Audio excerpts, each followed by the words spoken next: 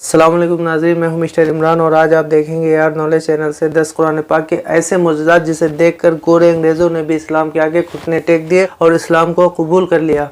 नाज़रीन, सऊदी अरब के रेगिस्तान में अब से 1400 साल पहले नाजिल होने वाली एक किताब कुरान अपने अंदर इस कदर साइंस रखे हुए है जिसका आप लोग अंदाज़ा नहीं लगा सकते। तो आइए देखते हैं नाज़रीन 10 कुरान पाक की ऐसी कौन सी आयत है जिन पर रिसर्च कर गोरे वैज्ञानिक भी इस्लाम के आगे घुटने टेकने पर मजबूर हो गए। तो शुरू करते हैं नाज़रीन इस वीडियो को यहीं से।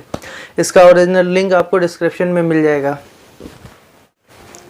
अस्सलामुअलैकुम दोस्तों, मैं हूं अली रज़ा और आप देख रहे हैं AR नॉलेज। दोस्तों, इंसान कुर्राए ज़मीन पर कदम रखते ही फितरत को समझने, उसकी बनावट और राज़ों को जानने की जस्तजू में लग गया और उसने कायनात में ऐसी निशानियां देखीं जिसने उसे सोचने पर मजबूर कर दिया कि इस दुनिया पर इंसान की शुरुआत कैसे हुई।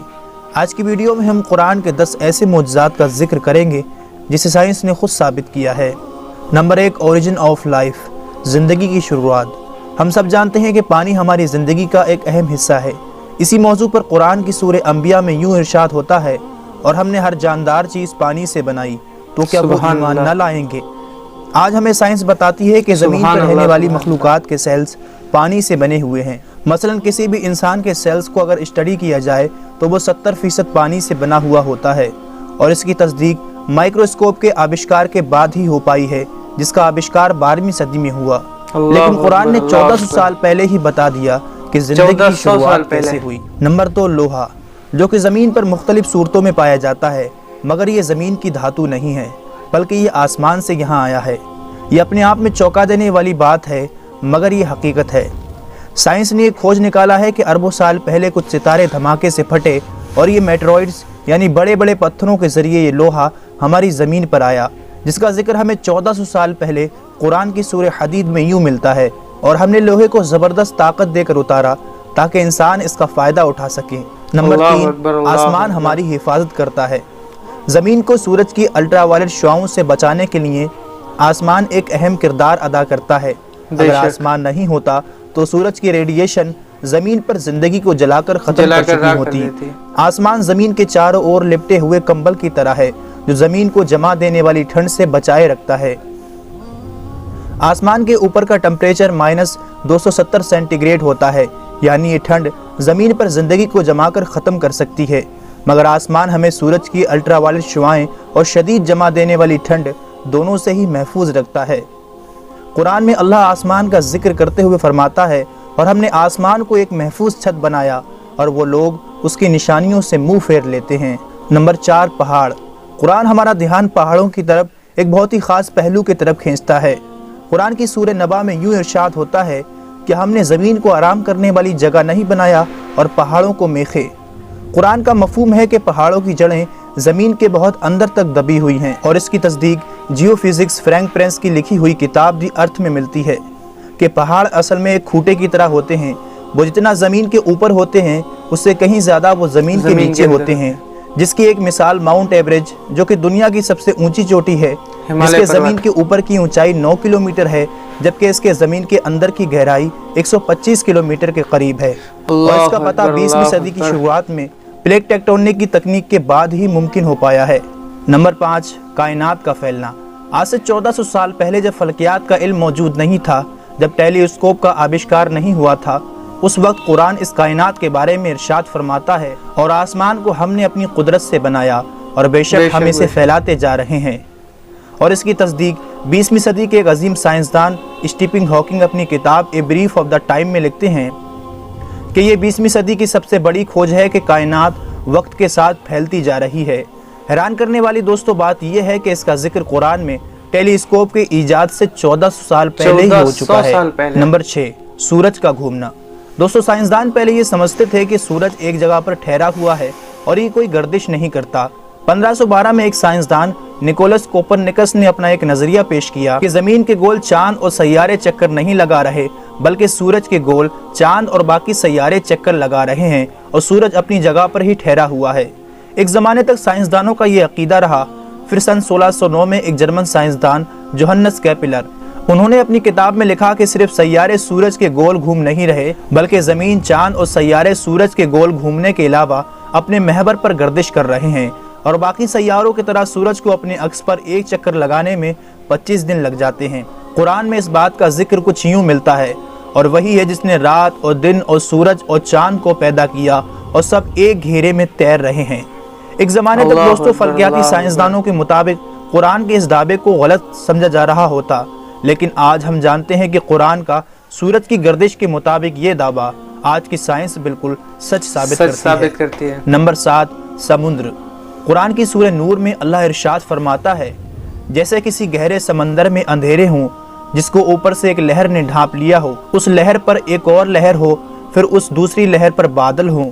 अंधेरे ही अंधेरे हैं, एक के ऊपर दूसरा अंधेरा है कि जब कोई अपना हाथ निकाले तो उसे अपना हाथ भी दिखाई देता मालूम ना हो, और जिसके लिए अल्लाह नूर ना बनाए उसके लिए कोई नूर नहीं। आमतौर पर दोस्तों ये समझा जाता है कि लहरें समंदर की ऊपरी सतह पर चलती हैं, जबकि साइंस ये तस्दीक कर चुकी है कि लहरें समंदर के ऊपरी सतह पर ही नहीं बल्कि नीचे भी होती हैं।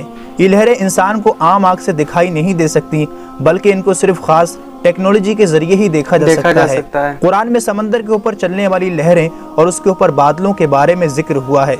कुरान की ये बात सिर्फ इसीलिए काबिल तारीफ नहीं है कि वो समंदर के अंदरूनी लहरों के बारे में जिक्र करता है, बल्कि इसलिए भी है कि ये समंदर की गहराई के अंधेरे को भी जिक्र करता है। आज के दौर में इंसान ज्यादा से ज्यादा बिना कोई ऑक्सीजन यूज किए 70 मीटर की गहराई तक ही जा सकता है।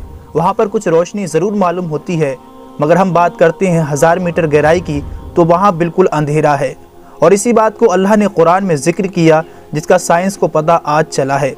मगर कुरान में समंदर के अंदर लहरें और उसके नीचे अंधेरे की बात 1400 साल पहले ही कर दी थी। नंबर 8, झूठ बोलना और हमारी दिमाग की हरकत।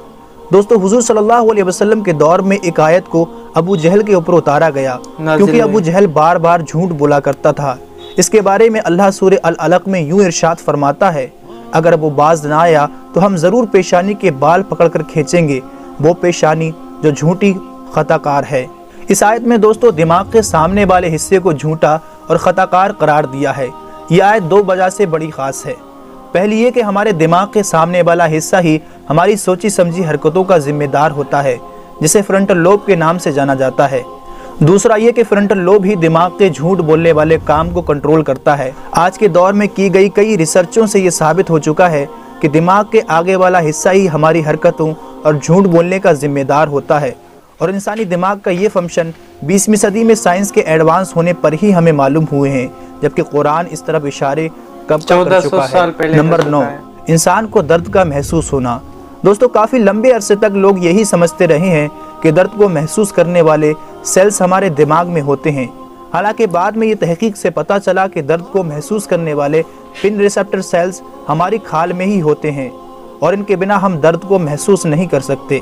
इसका जिक्र कुरान की सूरह निसा में कुछ यूं होता है, बेशक वो लोग जिन्होंने हमारी आयतों से इनकार किया हम उन्हें आग में झुलसाएंगे, और जब उनकी खाल जल जाएगी तो हम उन्हें उसके बदले दूसरी खाल देंगे ताकि वो दर्द को लगातार महसूस कर सकें। मजा चखते रहें। बेशक अल्लाह जबरदस्त हिकमत वाला है। दोस्तों कुरान में इसका जिक्र 1400 साल पहले मिलता है कि दर्द को महसूस करने वाले सेल्स हमारी खाल में ही होते हैं, ना कि दिमाग में। इसकी खोज अब आकर 20वीं सदी में हुई है। Number 10, the big bang. हमारी दुनिया कैसे वजूद में आई।